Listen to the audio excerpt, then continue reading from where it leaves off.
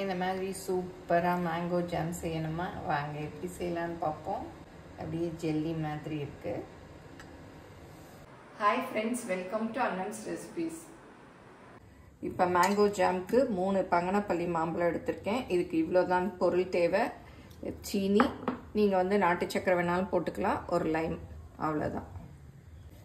இப்போ மாம்பழம்லாம் தோல் சீவி இந்த மாதிரி வச்சுருக்கு. இதை நறுக்கி குட்டி குட்டி பீசஸாகவும் நறுக்கிக்கலாம், இல்லாட்டா மிக்சியில் போட்டு அரைச்சி கூழாகவும் எடுத்துக்கலாம். இப்போ இதெல்லாம் கட் பண்ணிட்டு மிக்சியில் போட்டு அரைச்சிக்கலாம்.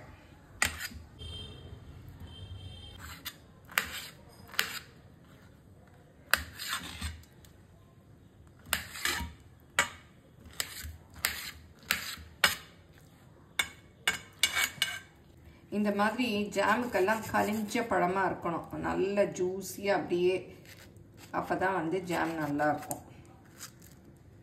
இப்போ மாம்பழம் கட் பண்ணதெல்லாம் மிக்சியில் போட்டாச்சு, இதை நல்லா அரைச்சிக்கலாம்.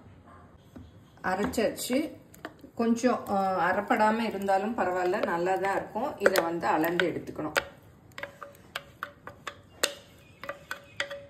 மாம்பழம் அரைச்சது இவ்வளோ இருக்குது. இந்த அளவு சீனி போட்டுக்கலாம். ஏன்னா மாம்பழத்தோட இனிப்பை பார்த்து போட்டுக்கோங்க, இல்லாட்டி ரொம்ப சீனியாக இருக்கும். அப்புறம் எலுமிச்சம்பழம் 1 கட் பண்ணி வச்சுருக்கேன். இந்த கூழ் ஊற்றிக்கலாம். சீனியும் போட்டுக்கலாம். இப்போ லைம் ஜூஸையும் புழிஞ்சுக்கலாம்.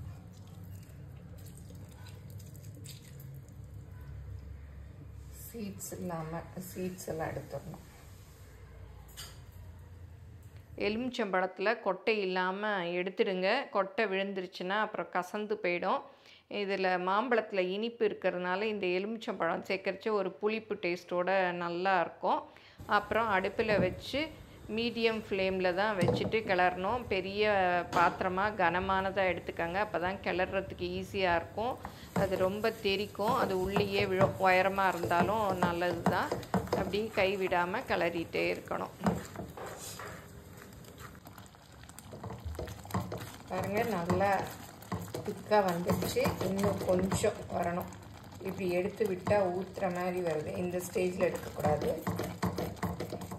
நல்லா திக்காக வரணும்.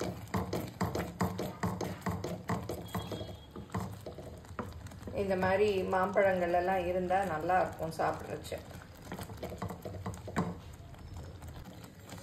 இப்போ பாருங்கள், நல்லா திக்காயிட்டே வருது. ரெடி ஆயிடுச்சான்னு பார்க்கலாம். இந்த மாதிரி கொஞ்சம் எடுத்து இந்த பிளேட்டில் விடணும். பாருங்கள், கொஞ்சம் அப்படியே வடியுது. இது வடியாமல் நின்றுதுன்னா ரெடி ஆயிடுச்சுன்னு அர்த்தம். இப்போ ஒரு சொட்டு எடுத்து விட்டு பார்க்கலாம். பாருங்கள், அப்படியே நிற்கிது, அப்படியே வடியலை, அப்படியே நிற்கிது. இப்போ ஜாம் ரெடி ஆயிடுச்சு. இப்போ ஜாம் பாருங்கள், பிளேட்டில் அப்படியே வடியாமல் நிற்கிது. இந்த மாதிரி இருக்கிறச்சு ஆஃப் பண்ணிடலாம்.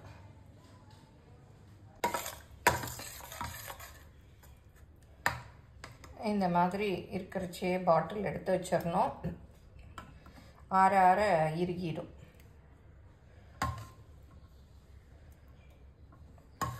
ஜாம் பாட்டில்லாம் முதல் நாளே கழுவி நல்லா வெயிலில் காய வச்சு ஈரம் இல்லாமல் வச்சுக்கணும். ஜாம் ஊற்றுறச்சே இந்த மாதிரி கட்டையை மேலே வச்சுக்கோங்க பாட்டிலை. ஏன்னா வெதுன்னு இருக்கிறச்சே ஊற்றிடணும். ஆறிடுச்சுன்னா ரொம்ப கட்டியாயிடும். அப்புறம் நமக்கு பாட்டிலில் எடுத்து போடுறதே கஷ்டமாக இருக்கும். இந்த மாதிரி தண்ணியாக ஊற்றுனீங்கன்னா ஆற ஆற இறுகிடும். பெக்டின்லாம் போடல, ஒன்லி சுகர் தான். அதிலே பாருங்கள், சூப்பராக வந்துருக்கு. இந்த ஜாமில் ப்ரிசர்வேட்டிவ் எதுவும் சேர்க்காததுனால இதை ஃப்ரிட்ஜில் வச்சு தீர்ற வரையும் யூஸ் பண்ணிக்கலாம். இது சப்பாத்தி, பூரி, ப்ரெட்டுக்கெல்லாம் சூப்பராக இருக்கும். ரொம்பவே டேஸ்டியாக இருக்கும். இதை கொஞ்சம் மில்க் ஷேக் மாதிரி கூட பாலில் ஊற்றி மிக்ஸ் பண்ணி மிக்சியில் அடித்தும் குடிக்கலாம். எல்லோரும் ட்ரை பண்ணி பாருங்கள். எப்படி வந்ததுன்னு உங்கள் கமெண்ட்டை சொல்லுங்கள். பிடிச்சிருந்தால் லைக் பண்ணுங்கள், உங்கள் ஃப்ரெண்ட்ஸுக்கும் ஷேர் பண்ணுங்கள். ஃபேஸ்புக், இன்ஸ்டாகிராமில் அன்னம்ஸ் ரெசிபீஸை ஃபாலோ பண்ணுங்கள். தேங்க்யூ.